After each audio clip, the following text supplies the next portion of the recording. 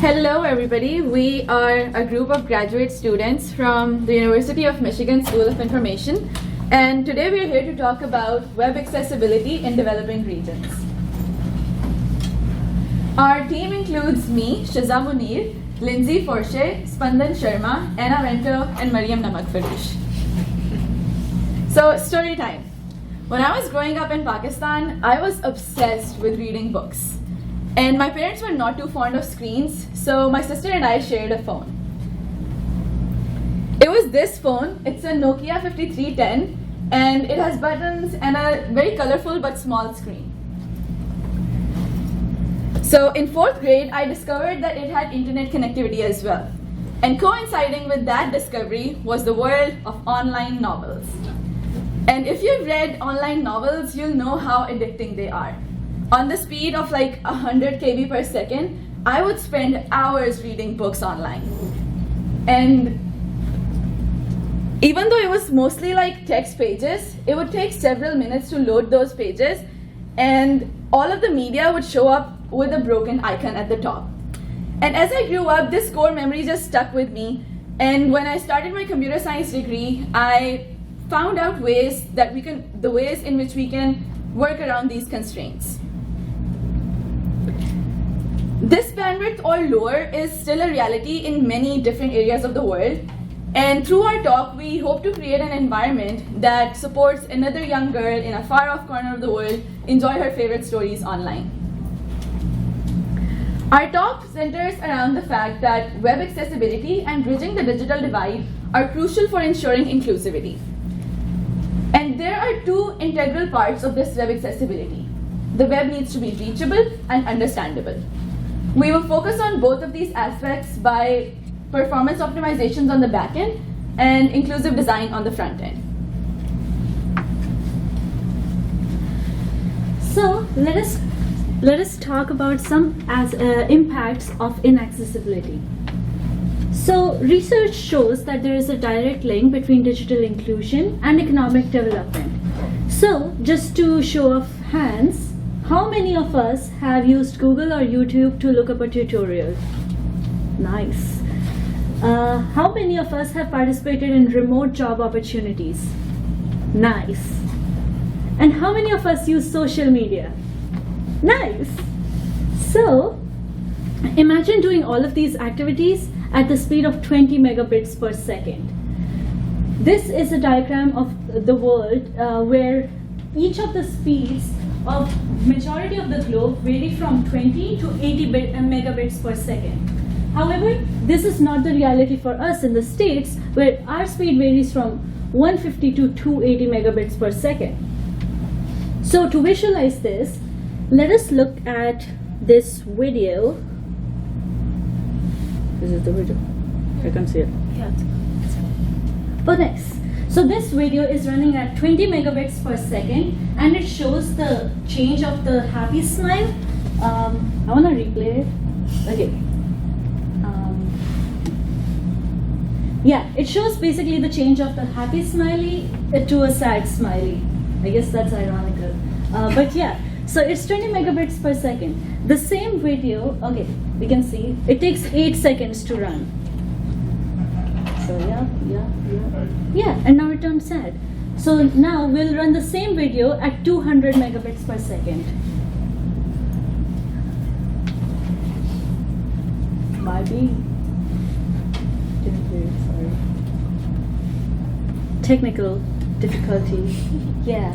Okay. So you'll see happy smiley, sad smiley. That took 2 seconds. The code for these both of these websites is identical. The words that you see that, oh, still figuring it out and stuff, they would still show in this video as well if this was actually a delayed video. So, yeah. So, bad internet speed goes beyond inconvenience. It shows that inaccessible web content hampers education, restricts job opportunities, and impedes social inclusion, thus perpetuating cycles of inequality. An instance of this can be students in remote areas who are unable to access virtual libraries or participate in engaging learning platforms, which impedes their lack of knowledge and thus limits their future prospects. To better understand the context, we need to dive into the current challenges that are furthering the digital divide and the affected groups. We identified 5 challenges. The first challenge is limited infrastructure. Electricity, internet, and access to hardware devices are required to actually access the internet, the infrastructure that's needed for the users to engage in the internet. And then maintenance is also important because if you're in a remote area and something breaks, someone may not be able to reach you to fix that problem, and you'll be discouraged from continuing to participate in the digital world. The next challenge is restrictive policies. One specific example is regulatory issues. In this research paper, implementing digital health in the developing world is discussed. One issue that they identified was many countries in Africa have multiple bodies or multiple groups that claim control, and if multiple groups are saying what to do, it causes confusion, delays, and overlaps in regulation. And then with an absence of regulatory mechanisms, companies may potentially take advantage of the users in these areas. There are other examples such as geopolitical conflicts, and with geopolitical conflicts happening around the world, it will continue to be difficult for people in these areas to have infrastructure placed and then for them to be able to engage in the digital world. The next challenge is awareness gaps. One example is digital literacy and digital skills. This graph was done by is based on a survey done by Wiley, and they gathered information about this digital skill gap around the world. The digital skill gap that I'm referencing is the amount of digital skills present in a country. So, for example, 10 represents that a country would have a lot of digital skills present on average, and 0 would represent a low or no digital skills at all in that area. And for example, for comparison, the United States has a high level of digital skills, and many countries in Africa either have no digital skills or low digital skills, and that may be due to not enough information or just this digital skill gap overall. Another challenge is cost. Here are a few countries sampled to compare the percentage of monthly earnings spent on 1 gigabyte of data. India spends about a third as much as the United States on average for 1 gigabyte of data, and Botswana spends about 3 times as much as the United States. Next, here are the speeds for the same countries. India has about 0.4 times the speed as the United States, and Botswana has about 0.1 times the speed as the United States. But what do these actually mean? India has had a large focus on technology and developing their infrastructure to allow their users to participate in the digital world, whereas Botswana is still developing their infrastructure and trying to engage in the digital world.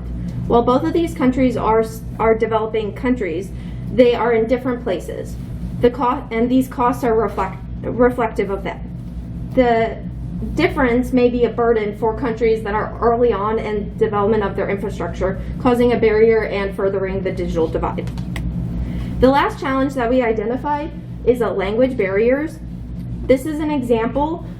This is a Python documentation of sorting. On the left is the English translation, and on the right is a Korean translation. One of the issues with this translation was that there were only 9 languages available, which there aren't not only 9 languages in the world, so that is the first barrier of entry for users that may want to use this documentation.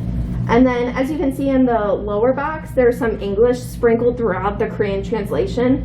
And in the upper box, this is one sentence that's translated to Korean, but it's not translated in a way that would be the natural translation for someone who speaks Korean. So if there was a better way of translating and potentially using localization to improve this, then it would be a smoother and overall better experience for those who read this in their native language. All of these challenges are affecting various groups. Mainly we're focusing on people in developing countries in this presentation, but there are a wide array of people affected by these challenges. These groups should not be disregarded when you're developing. You should consider them as you're developing so that you can improve the experience for everyone and close the digital divide. Not all of these challenges fall on developers to fix. Some of them we can optimize and help support anyone who's affected. For example, for limited infrastructure, Sheza is going to go into performance optimization that developers can do to help with this divide. Anna later is going to discuss inclusive design principles that help with awareness gaps. And then also there are a few Drupal modules that help with language barriers, such as the localization API and content translation module. For the localization API, I did notice that it was in Drupal 7, and so it may not be updated into the newer versions of Drupal. However, there's also content translation modules which would help for the actual content translation, which would be a good thing to utilize in your development. So having all of these tools and potentially more tools moving forward if one is deprecated will be a great opportunity to help the affected groups. So given these challenges and the impact of this digital divide, the onus falls on us as developers to create solutions that can run on low resources. And in this section, I will talk about what developers can do on the back end to make the web more accessible. So we know that the web runs on HTTP requests. The higher the number of requests, the longer it will take to load it on the client's end. We can see that lower bandwidths take much longer to load the same amount of data. And so a key performance optimization here is to minimize the number of HTTP requests that our website needs. Over here, we have a graph evaluating a generic website. We have the number of concurrent requests on the x-axis and the response time in milliseconds on the y-axis. So we can see over here that as the number of concurrent requests increases, the response time increases and the rate of failures also goes up. And this can be a challenge in accessing websites in regions with limited resources. So what can we do about it? Well, we've got some practical solutions over here. First off, we start by removing any unnecessary plugins that add requests that can slow down the website. The second approach is to focus on using plugins that need low resources. For example, a simple social sharing button, instead of plugins that would need a lot of resources to run, for example, for animations. We can also be smart about loading scripts, such as bundling multiple scripts into a single file and using asynchronous loading when appropriate. Next, let's talk about how we can make our websites faster by optimizing and compressing images and videos. When it comes to website speed, images and videos can have a significant impact. As we can see in this visualization as well, large image files can create bottlenecks and lead to longer load times. But thankfully, there are ways in which we can reduce their load. Again, first off, we would start by removing any images or videos that we don't really need on the website. This reduces the number of HTTP requests the website has to use and would make it faster for people with slow internet. For the images and videos we do keep, we can make them smaller without having them look bad. From this plot over here, we can see that at higher file sizes, a large drop in size does not correspond with a large drop in quality, which means that we can decrease sizes while still having clear media. Another trick is to use lazy loading, which means that images and videos only load when someone scrolls to them, saving time and data. Here are some tools that can help optimize images and media. They also have APIs that we can plug in our code while creating those websites. All right, now that we've optimized our media for faster loading, let's talk about another powerful technique to speed up our websites, caching. Here we can see that in loading a website from a server, there are multiple steps. And each of these steps offer the opportunity for caching. Browser caching includes having cookies or saving website resources right on your visitors' devices, When they come back to your site, their browsers can just grab those stored resources instead of fetching them again from the server. Page caching would cache the whole web page in one go. Similarly, database caching keeps frequently accessed data readily available and reduces the need for repeated database queries. So this lower server stress creates a smoother browsing experience and reduces load on our servers. Happy news for us is that Drupal has great support for caching. This cache API supports optimizing speeds, especially for JavaScript websites. Next up, we have content delivery networks. CDNs are like highways for data. And the key idea is that you have web content scattered on servers all across the world. So when someone in, say, Africa or South Asia needs to access a website that's hosted in the US, instead of traveling thousands of miles, the content gets delivered from a server that's much closer to them. And CDNs can help reduce bandwidth costs for providers and make it more affordable to serve users in these regions. And they also enhance reliability, which is a huge point for these areas, by distributing content across multiple servers and reduces the risk of downtime due to local outages. So this is the usual flow of how a CDN would work. The request goes out to the global CDN. If a cache is found, the response is sent right away. And if it's not found, the whole cycle to the application container and back is completed. And we recently learned that University of Michigan has saved a lot of money using the Pantheon Global CDN, which basically runs on this platform. Great news for us again. Drupal offers CDN support as well. This module changes file URL, so they're downloaded from a CDN instead of your web server. It supports CDN mapping, pre-connecting, and auto-balancing files over multiple CDNs. And here are some other tools that can help with CDN support. So we've seen that in a lot of these developing regions, smartphone usage is much higher than regular personal computers. That is great because it opens up room for progressive web apps. PWAs are a game changer for web accessibility, especially in developing regions where internet access can be challenging. PWAs offer an app-like experience through a web browser. They are lightweight, fast, and can even work in offline modes, which makes them great for audiences with limited resources. Businesses can leverage PWAs to bridge the accessibility gap and reach users in underserved areas. Take, for example, Facebook Lite and AliExpress and all of these other apps.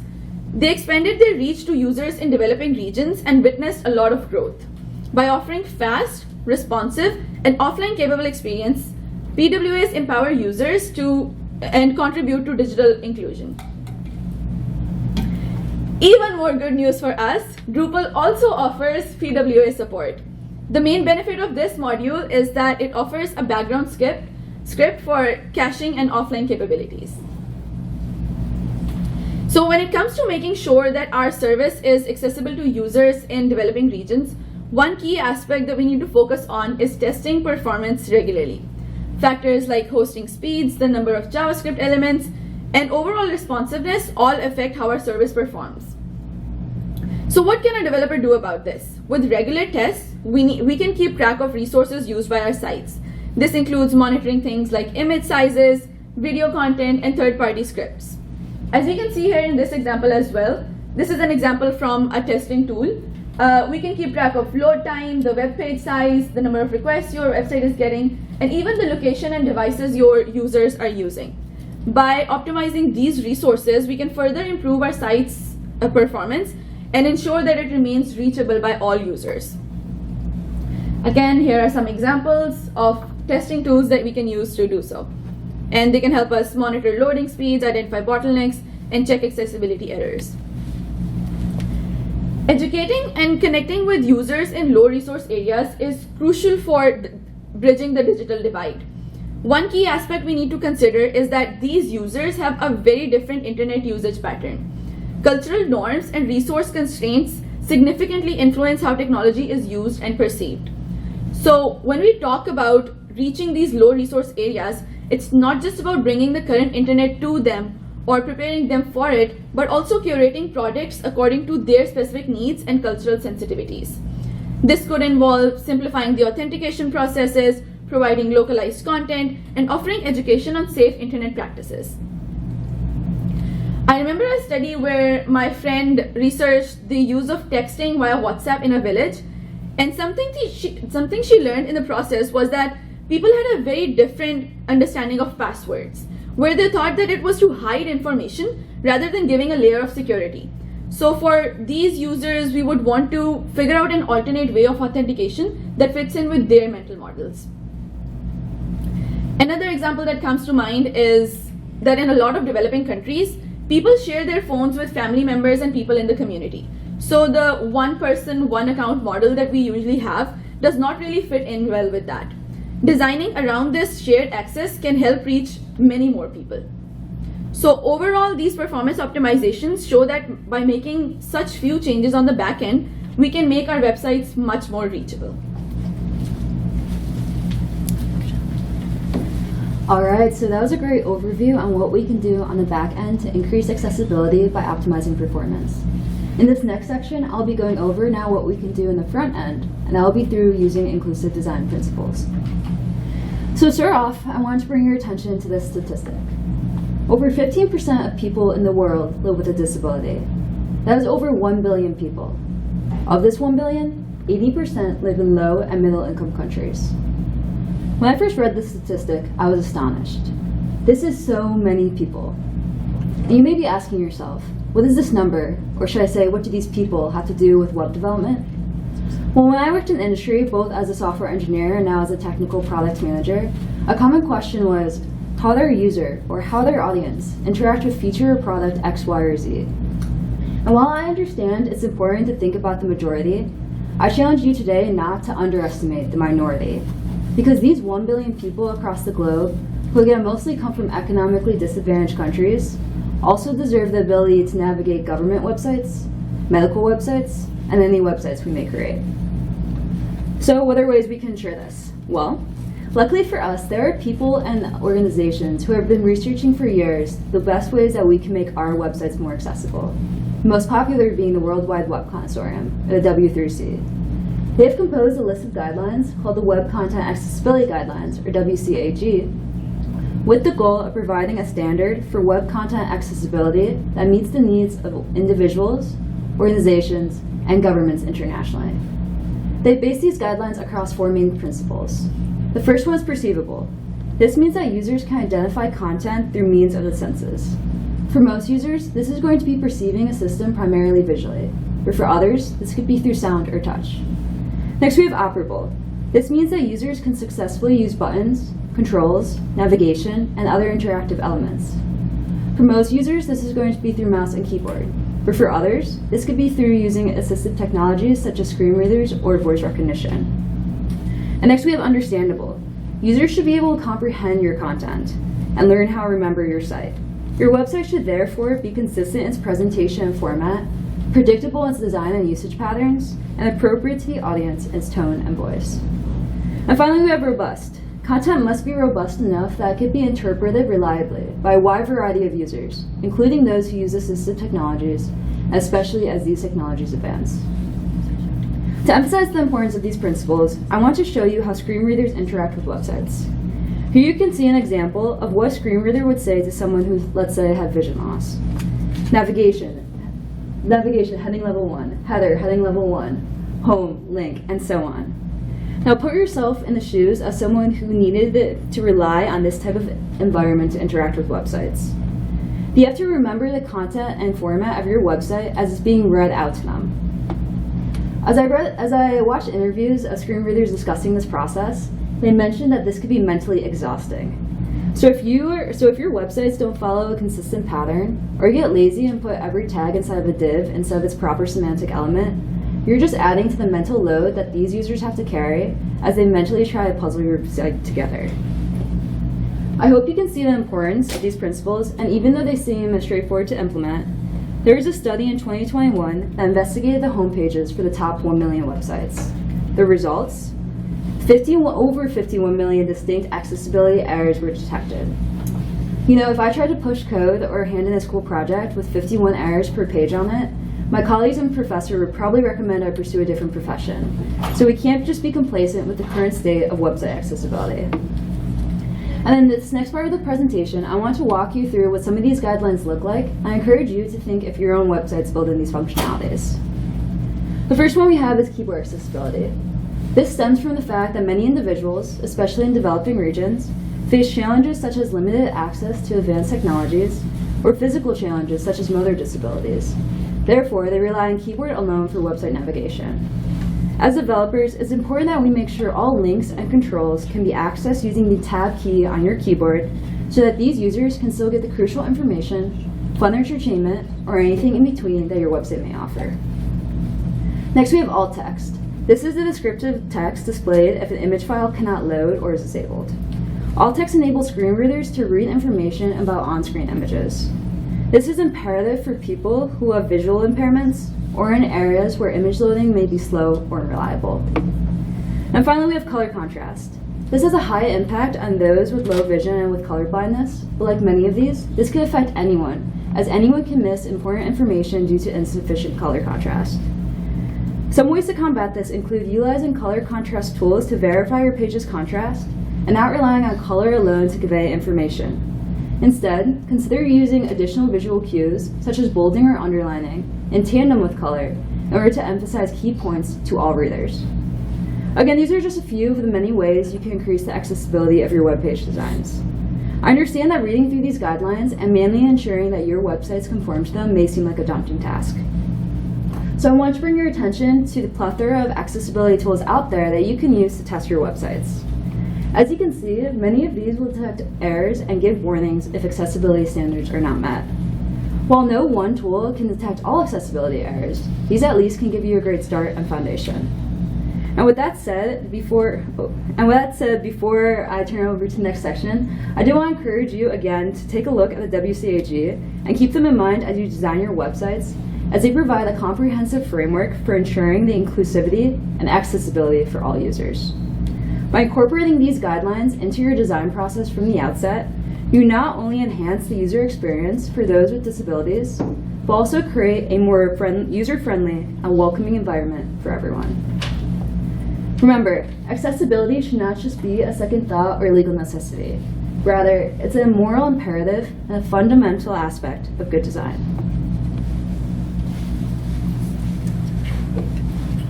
So, if you don't have a good moral compass or if that's not enough for you, let's talk about profit in accessibility.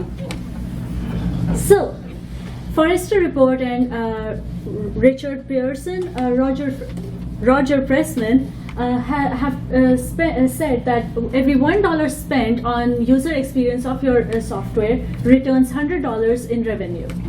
For a successful business, designing for everybody is key. Some of the business benefits include improved conversion rates, better marketing efforts, and decreased operating expenses. Let us talk a little bit in detail about all three of these. So, for improved conversion rate, for people who are familiar with user experience, they might already know this effect, but there is the aesthetic usability effect that states that a user is going to consider a software or a website or a product to be more usable if it is aesthetically pleasing. So if you have an ugly website, users are likely to, not to come back or return to your website. So having a good user experience and aesthetically pleasing website retains old customers as well as creates a better impression on the new ones. Inaccessible websites miss out on 15 to 20% of potential clients. This is equal to $6.9 billion a year that those websites lose to their counterparts.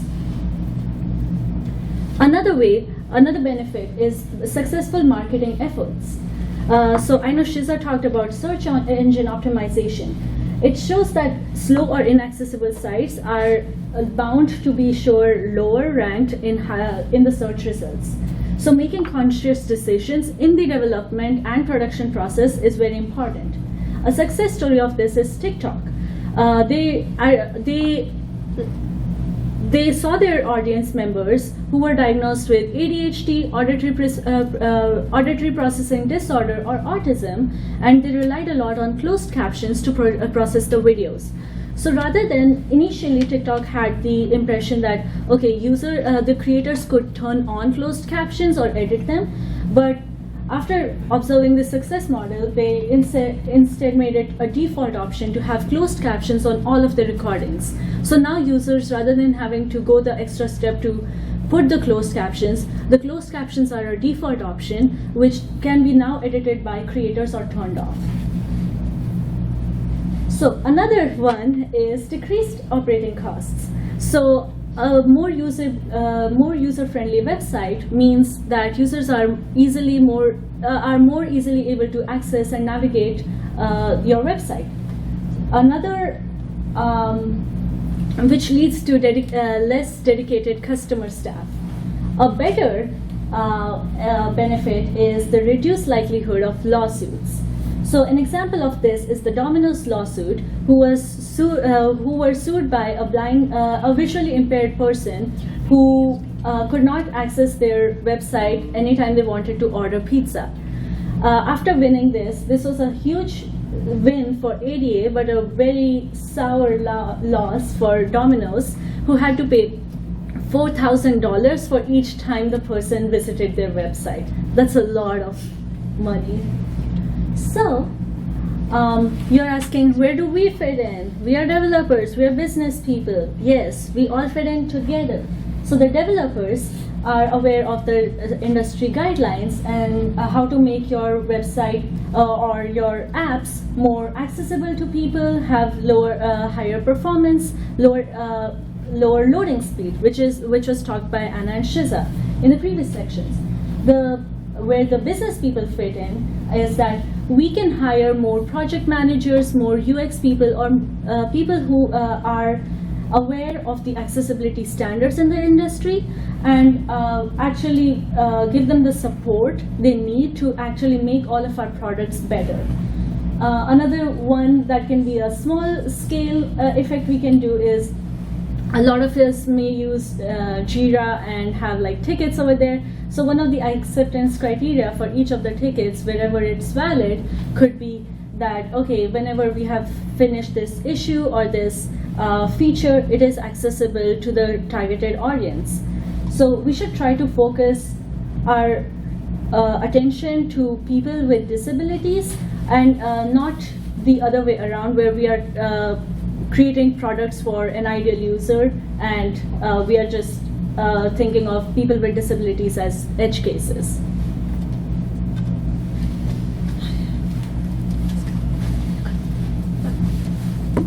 Okay, so we've talked about the importance of accessibility, we've talked about some of the challenges we face, some things we can be doing on the back end and front end, and some of the business advantages. Now, I wanted to go into like some global initiatives that have been happening around the world and what we can learn from them. So how many of you have heard of One Laptop Per Child? Okay, so a lot of you. So One Laptop Per Child, or OLPC for short, was a ginormous initiative of educational reform that was pretty much unmatched until that point of time, which was about the year 2005. And what OLPC set out to do was to build and sell these low-cost, low-electricity connected laptops, initially promised to come out at about $100 per laptop, that could be operated without or with little language literacy. And basically the overall goal here was that each child would have their own laptop, and they would have access to the internet and this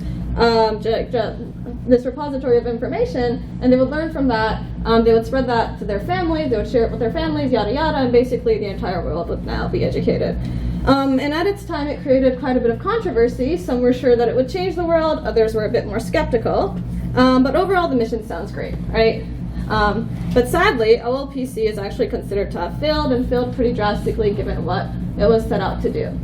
And there are many reasons as to why it failed, but the most interesting and applicable to our presentation is the founder wanted to deploy the project as soon as possible, and thought that simply distributing these devices would pretty much solve the problem, not taking into account social context, cultural differences, issues of geopolitics, And to quote, there was a lack of consideration for adaptation to the local cultures and societies. So pretty much all these very crucial aspects that we should be taking into account when we are trying to design and build for these populations and include them in our technological innovations.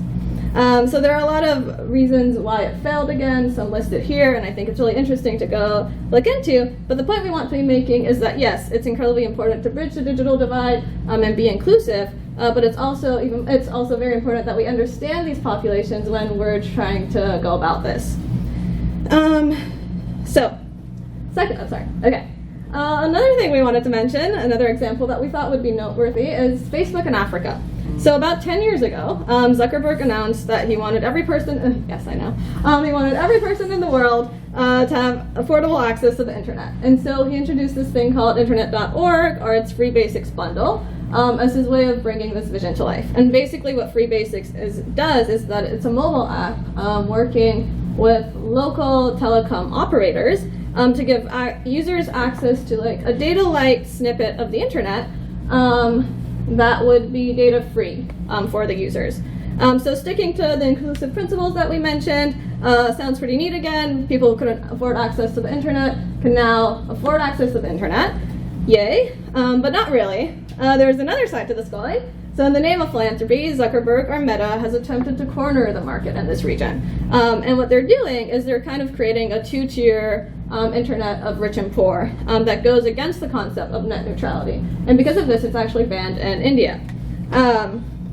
So content provided through Free Basics, it has to basically be content that is approved by Meta, and I quote, would force other businesses to set up shop on Facebook rather than on their own websites and elsewhere on the internet.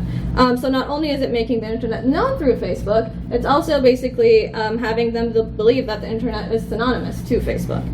And quoting Ellery Biddle from Global Voices, Facebook is not introducing people to open internet where you can learn, create, and build things. It's building this little web that turns the user into a mostly passive consumer. Now this service is available in many countries, but it's been dominant, especially in Africa.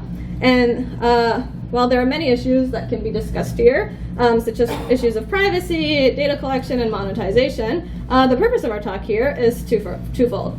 Firstly, noting that exploitation is happening here. And again, when we're designing for these populations, it's important that we be mindful in how we are attempting to bridge the digital divide. But secondly, to bring your attention to the fact that so much attention is being placed on these developing regions and the next billion users, and asking ourselves why. So why has Facebook or Meta placed so much attention on the global south and Africa especially? The reason for that is that the market there is huge. It's basically a creative economic strategy. Africa has seen huge growth in mobile phone penetration and mobile broadband internet, and consequently infrastructure development throughout the past years. And while there's still a large portion of the population that is not connected to the internet access has increased 10,402% in Africa alone from the year 2000 to 2019, and that number is cut off 5 years back, so that number has increased quite a bit. So while there's reluctance to invest in these regions, and the reluctance is understandable, this hesitation is based on an outdated view of the developing world. There are already many multinational companies doing business in these regions, and while the barriers are there, they're actually quite much easier to get through than we, I think, initially think so. So what we're seeing in this image is the World Economic Pyramid, and most companies target the top tier, so the high-income population, overlooking the bottom of the population that make for the majority of people in the world. So the bottom of the pyramid can serve as new sources for growth for companies, and because they're in the early stages of development, this growth can be fast and we can see high profits. So while Spendon mentioned the business benefits of being accessible, there is also a lot of profit to be made in our attempt to be inclusive. And lastly, I wanted to end my spiel on all this, I wanted to take a few moments to talk about some research done at the University of Michigan on geo-blocking. So simply speaking, geo-blocking is the act of restricting users' access to content and services based on their physical location. So by definition, it's already a pretty non-inclusive and unfair act. Now, the common perception is that geo-blocking is due to political restrictions and government requests, and while that holds true in some cases, it's not necessarily true. So the research done here collected data from 5,684 globally popular apps, and they defined globally popular by applications that had over 1 million downloads.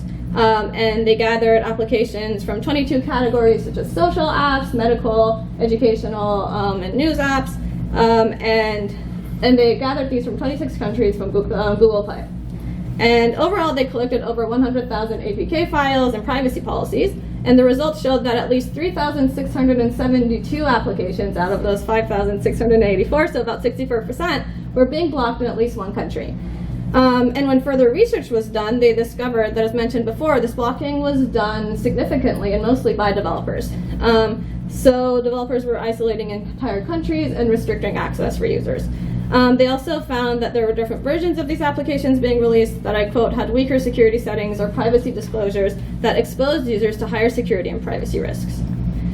And so what I want to be pointing out is, by referencing this research, is that it's important for us to be mindful of such issues and the part we play as developers in creating these applications and websites. And it's important to try to avoid building localized versions that are restrictive and invasive, but we understand that that might not sometimes be possible due to issues of legal compliance. And when that is the case, I think it's important that we be transparent with users and specify the regional differences. So, to conclude, we've talked about current challenges, accessibility issues, and the importance of contextual research in our effort to be digitally exclusive. And what we have done here is that, well, we've talked about it quite a bit throughout our presentation.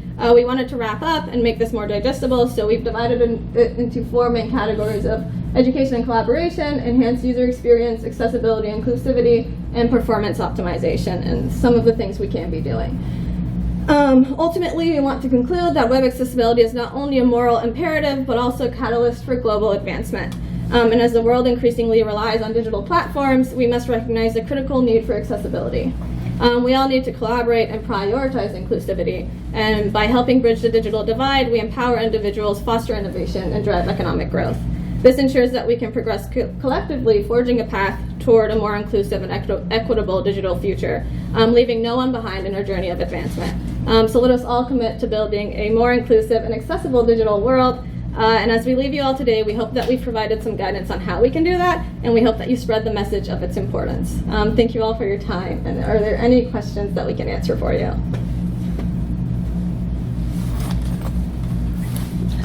Oh, we have a question. Yes. We have 3 questions. Okay. Go ahead. What is your understanding of why geo-blocking occurs? Is it from developers? Is it just laziness on the part of not wanting to try to enhance performance for lower infrastructure countries, or something else? I think it depends on the business. Question for the recording. Sorry, what's that? Repeat the question for the recording. Okay. What is our understanding of why geo-blocking occurs on developers' end? And I think it would depend on the business. Like, there are many reasons this could happen. I think, yes, one could be that they just don't want to take it into account. I think the other would be, like, the business decides that they don't want to include those regions. So, like, an example for that would be, I'm from Iran, and there might not be a profit there. So one of the applications that you can't access in Iran is LinkedIn, actually. Yes, you can't download it off of Google Play. And again, like, that is something that's happening on the developer's end, and I think it's just because there's not enough profit to be made there, and so they're just not including them. Yeah, I also want to add that with these places, language barriers also play a role in that. When developers find out that it's not going to translate over well, and their tools show that if there's no language accessibility, they might just not introduce those apps in those regions to save their ratings and stuff like that. So I think there's like really it would depend on that business, but a combination of reasons, really. Yes. And does it answer your question? It did. Thank Perfect. Yes, you mentioned that roughly 80% of the 1 billion who are disabled are in low and middle income countries. But they seem to also be the most likely to be using mobile devices rather than desktop. So what tools, what software are they using to make their phones more accessible? I can answer some part of that. So something that I've seen, oh yeah, I can repeat the question. So we know that most of the disabled population is in the lower and middle income countries, and most of these places have a higher penetration of smartphones rather than regular computers. So how do they work around that? So one point is that the PWAs that I mentioned, a lot of the applications over there are hosted through the web browser. So the web accessibility that's done for the regular computers does apply sort of over there. But then again, I do remember that my grandmother just remembered all the steps she had to do something. Like she would go by color instead of the text. So that is another aspect that's very usually used, that in these places, focus is on creating icons rather than using text. So that's where the accessibility part comes in as well. And I think you want to add something to that. No, I think you Okay, did I a thought good you job, were yeah. Yeah, so does that answer your question? What would we do in cases then in those countries where they're blind or visually impaired and they wouldn't be able to use icons? That's a good question. Screen reader. Yes, Chris. Yeah, okay, yes, screen readers do exist over there. It's just that with phone access, they're using them through the web browsers rather than the applications. Okay, so they're using screen readers through the web applications on their phone. Yes, and I believe I also believe that smartphones also have built-in screen readers and assistive touch, where they do take voice commands or voice input, or like read out, like even if you have a mobile app, it will still help you navigate the app through voice response. yes, definitely. I had a friend back home who uses Facebook she uses the Facebook app, but she uses it just with voice commands. And it does offer that support for visually impaired people. Okay, thank you. And again, lastly, like to touch on, once again, you're on. I think there are also local versions of screen readers and all of that, but I think like what we're pointing out would be that, again, they're not as advanced that they should be, and there's a lot that we can be doing on this end, being as advanced as we are, to include those populations, even in that technology. Yes, thank you. So for the infrastructure piece and how to deal with low transfer speeds and unreliable connections, the good news is that the internet was built to accommodate those problems. And those of us who remember the sound of a phone modem connecting at 1,000 kilobits per second, the infrastructure is there, the design is there, and we just have to avoid being lazy and assuming that everyone has the 200 megabits per second that we currently enjoy. That's a very important point to make, yes. Yes. Are there any tools that a website developer here in Chicago could use to simulate the experience of accessing the website from India or Botswana or some other part of the world?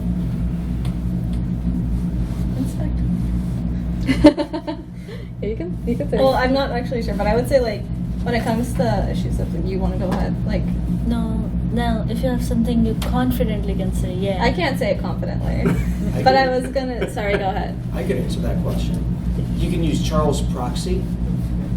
That's a proxy tool, and you can use it to throttle your network requests. And Google Chrome also has a built-in network throttling where you can emulate all the way down to 1G. Yeah, I was also Yeah, going to give the example of Inspect Element on Google Chrome, where you can use throttling to slow it down. But My advice was just going to be to look it up and see network simulations where you can just input the speed, the internet speed, and it would try to replicate that speed to load the website or mobile app yeah, but I have personally used Inspect Element just for my what purposes, and that seemed to do the job of throttling and figuring out the speed. Thank you. Do we have any other questions? Yes. Yes. Oh. What percentage of the developing world that you're talking about does not use a Latin script? I don't have the numbers for that. Oh, we don't have the exact numbers for that, but we do have information on language differences. Lindsay, do you wanna?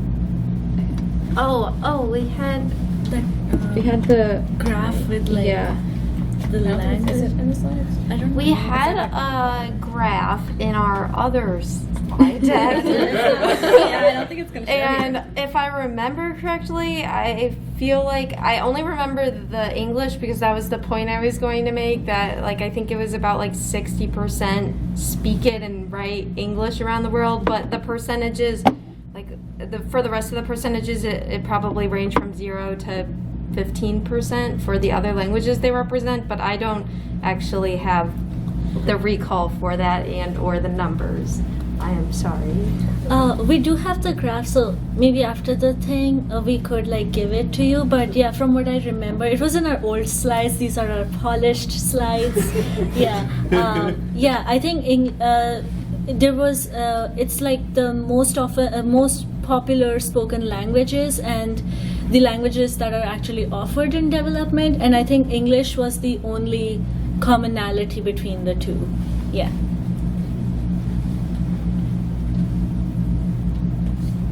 Do we have any other questions? All right, thank you guys. You have been a wonderful audience.